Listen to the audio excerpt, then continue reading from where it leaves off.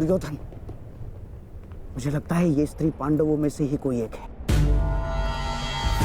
क्या कह रहे हैं मामाश्री? हाँ दुर्योधन, तुम सोचो ना, जब से हमने विराट पर आक्रमण किया है पांडवों में से कोई एक नहीं दिखा, कोई नहीं। हो सकता है अपने अज्ञातवास के चलते पांडव किसी अलग भेष में रह रहे।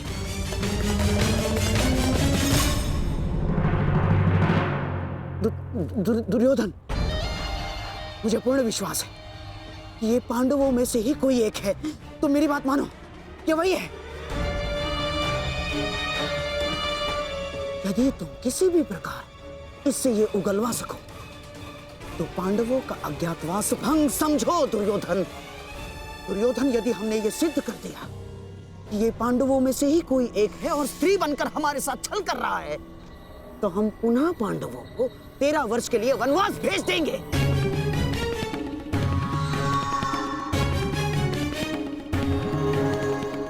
मैं आपकी योजना समझ गया मामाश्री। हाँ, मैं तुमसे अंतिम बार पूछता हूं, क्या तुम मेरी सेना से युद्ध करने के लिए तत्पर हो? रथ पर बैठकर धनुष हाथ में लेकर निश्चित रूप से संधि तो नहीं करने आई मैं हस्तिनापुर से।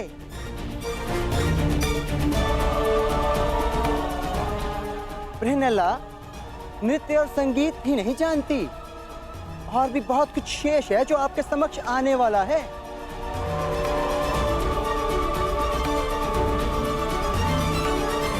देवी, हम पहले ही बता चुके हैं, हम यहाँ युद्ध के लिए नहीं, केवल पांडवों के लिए आए हैं। हमें विराट में प्रवेश करने की अनुमति दें। बस पितामह, अब आप एक किन्नर के समक्ष गिड़गिड़ाएंगे। आक्रमण! आक्रमण!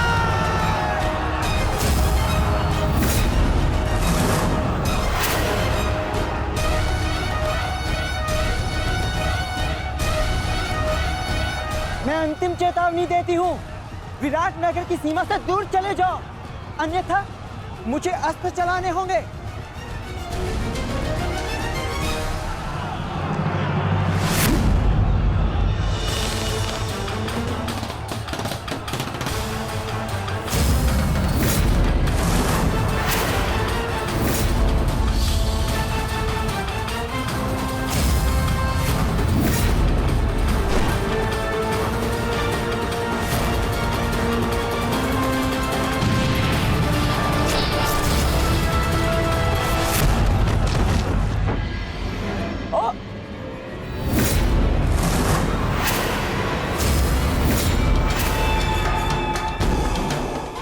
असंभव।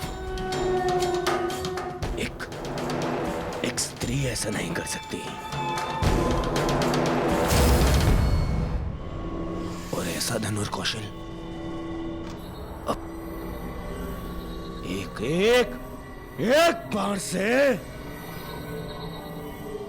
मेरे सैकड़ों सैनिकों का वध कर दिया। वध नहीं किया युवराज, इन्हें केवल निष्क्रिय किया है। एक ही बाण से इतने सैनिकों पर ऐसा प्रहार करना कि उनके प्राण न जाएं, ये केवल गहन साधना और वर्षों के परिश्रम से ही संभव है।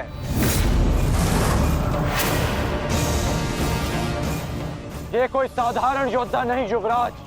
तो तुम भी वही सोच रहे हो जो मैं सोच रहा हूं।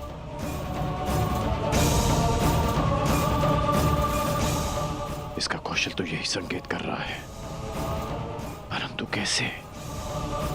ये तो एक किन्नर है।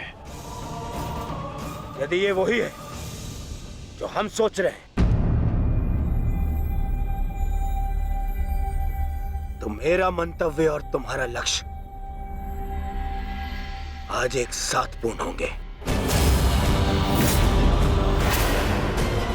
बहुत गर्व है ना अपनी सैन्य शक्ति पर दुर्योधन, परंतु इन निर्दोष सैनिकों के प्राण क्यों गंवा रहे हो?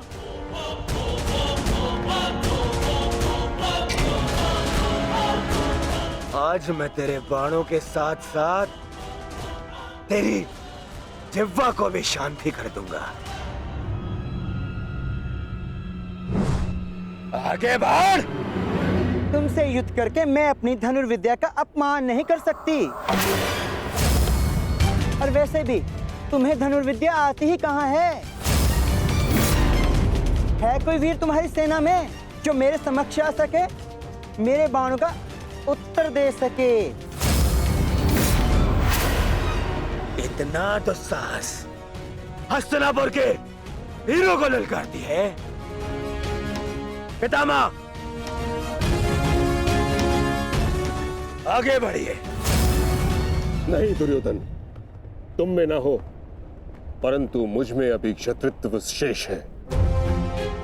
मैं किसी नारी पर शस्त्र नहीं उठाऊंगा, और ये अर्धनारी है। आचार्य द्रोण, आप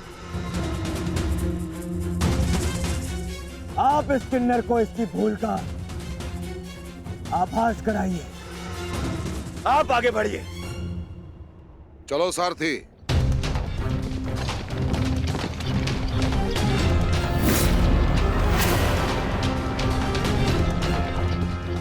ये कैसी परीक्षा है माता, जिसने मुझे लक्ष्य भेदना सिखाया, वही मेरे समक्ष लक्ष्य बनकर खड़ा है।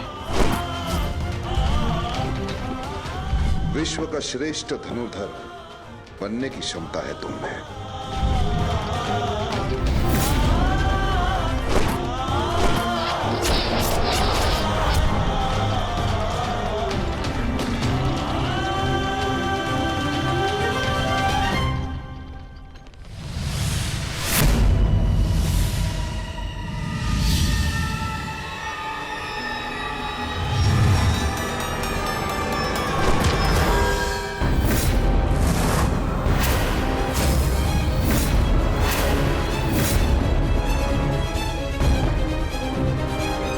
मुझे प्रणाम करने वाला ये किन्नर कहीं मेरा शिष्य अर्जुन तो नहीं?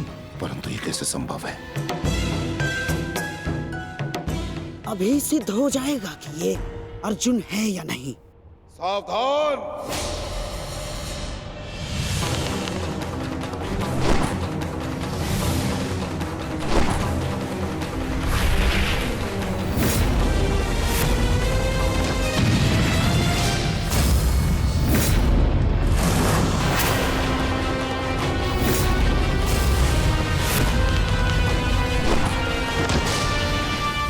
आचार्य,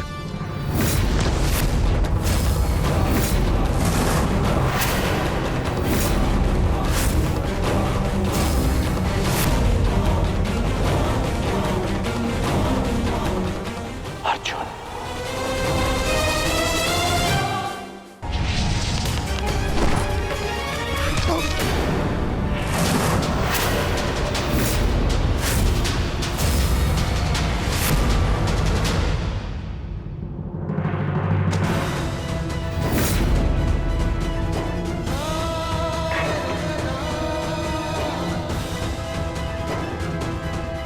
सारथी, आचार्य का रथ लौटा लाओ।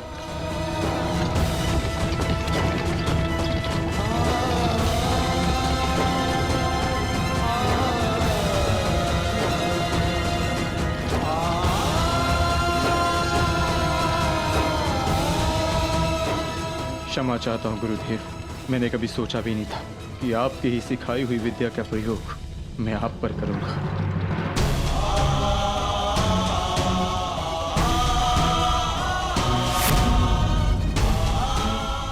अर्जुन, तुम ऐसी मूर्खता क्यों कर रहे हो? अज्ञातवास पूर्ण होने में कुछ ही समय शेष है, फिर क्यों तुम रणभूमि में उतर आए? मैं माता कुंती को दिया वचन नहीं टूटने दे सकता।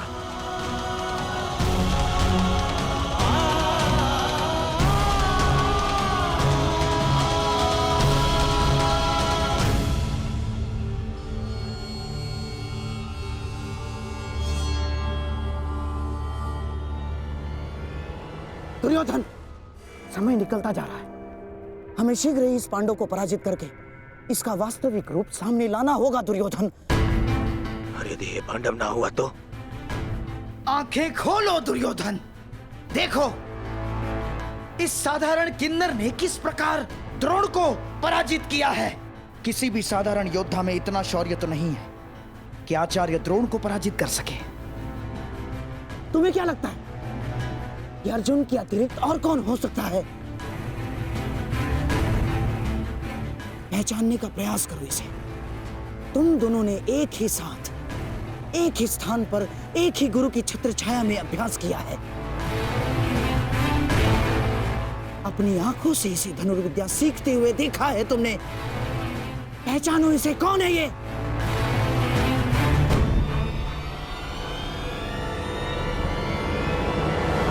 अर्जुन।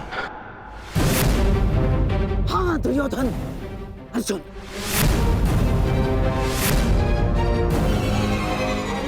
अब तुम्हें कैसे भी करके इसका वास्तविक रूप पितामह के सामने लाना है, और उसके लिए तुम्हारे पास केवल एक अस्त्र उपाय है।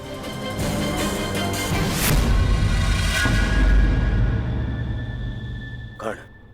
हाँ दुर्योधन, कर्ण ही वो योद्धा है जो अर्जुन का तोड़ है। और अब समय आ गया है हमारे कर्णास्त्र के प्रयोग का। मित्र कर्ण, ये कोई साधारण योद्धा नहीं है। मैं चाहता हूं कि तुम इसका गर्व भंग करो।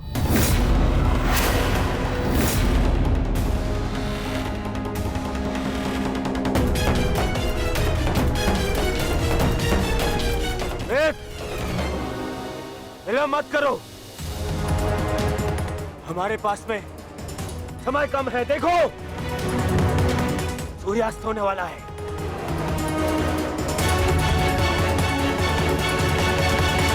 यदि एक मित्र का निवेदन स्वीकार नहीं है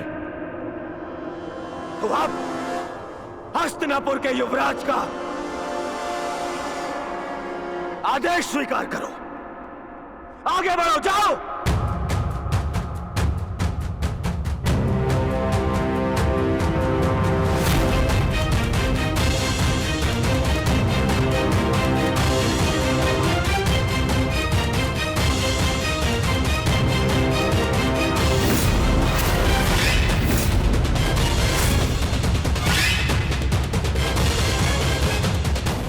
अब आएगा युद्ध का आनंद। आज पूर्ण होगा वो अधूरा द्वंद्व।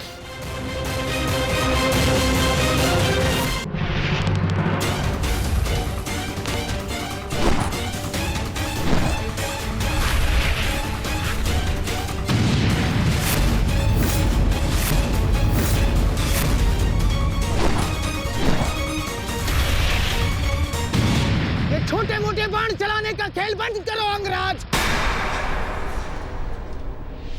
अर्जुन को सामने लाना है। वैष्णवास्त्र का प्रयोग करो।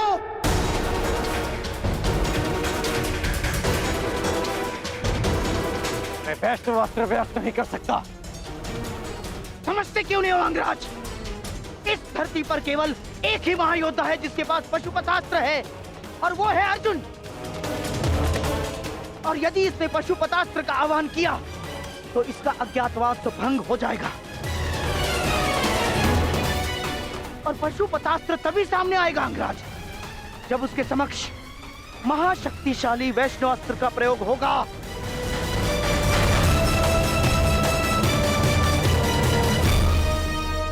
परंतु मैं किन्नर पर वैष्णवास्त्र का प्रयोग नहीं कर सकता। यह वैष्णवास्त्र का अपमान होगा।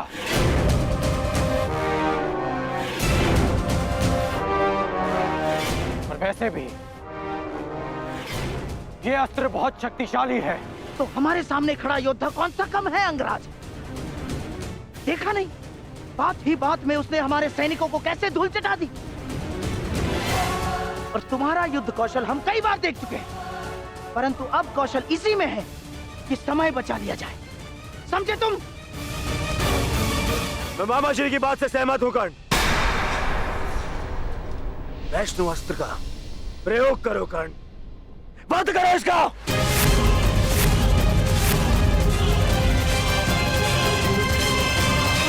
दुर्योधन, अब इस अर्जुन के पास केवल दो ही विकल्प है। एक है, या तो वो कर्ण के अस्त्र का उत्तर देने के लिए पशुपतास्त्र का प्रयोग करे और अपना अज्ञातवास तोड़ दे, या फिर मारा जाए। दोनों ही ओर से हमारी ही पोबारा है।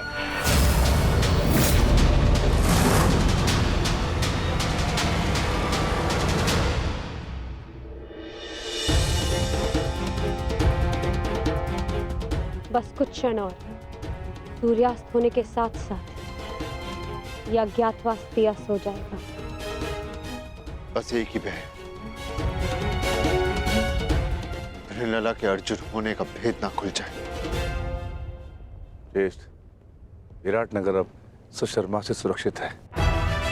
हम अपना कर्तव्य पूर्ण कर चुके हैं। हमें शीघ्र ही अर्जुन की सहायता के लिए रणभूमि में जाना चाहिए। नहीं भी, हिरण्यला के रूप में वो भले ही अर्जुन को ना पहचान पाए। यदि हम पांचों एक साथ गए तो अज्ञातवास निश्चित रूप में भंग हो जाएगा। तो क्या हम अनुज अर्जुन को निस्सहाय छोड़ दें? आर्य अर्जुन निस्सहाय नहीं है आर्य भीम, वो तो पशुपातास्त्रधारी है और अभी तक उनकी ओर से कोई सूचना भी नहीं आई। इसका अर्थ तो यही है कि इन्होंने कौरवों को अभी तक उलझा के रखा है। मेरा अनुज अर्जुन वीर है, परंतु वो अकेला आचार्य द्रोण, पितामह भीष्म और कर्ण के बल का सामना कैसे करेगा? वहां शकुनी का छल भी होगा। संशय में मत रहिए ज्येष्ठ, अर्जुन को हमारी आवश्यकता है।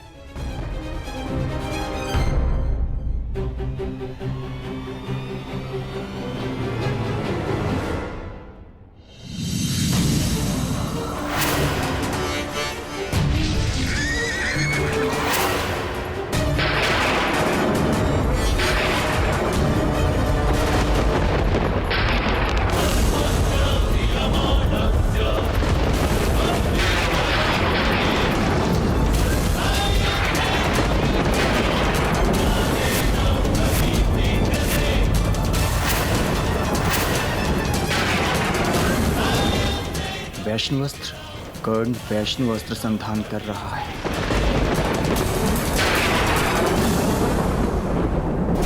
ये पशुपतास्त्र हर दिव्यास्त्र का उत्तर है अर्जुन। वैष्णवास्त्र हो या ब्रह्मास्त्र, पशुपतास्त्र सबको निस्तेज कर देगा।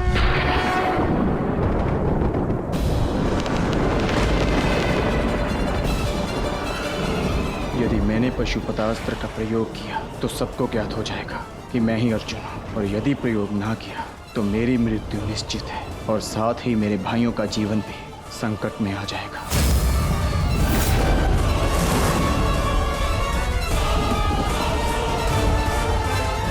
12 वर्ष का वनवास और सही, परंतु मैं अपने भाइयों और पांचाली को निर्बल नहीं होने दूंगा।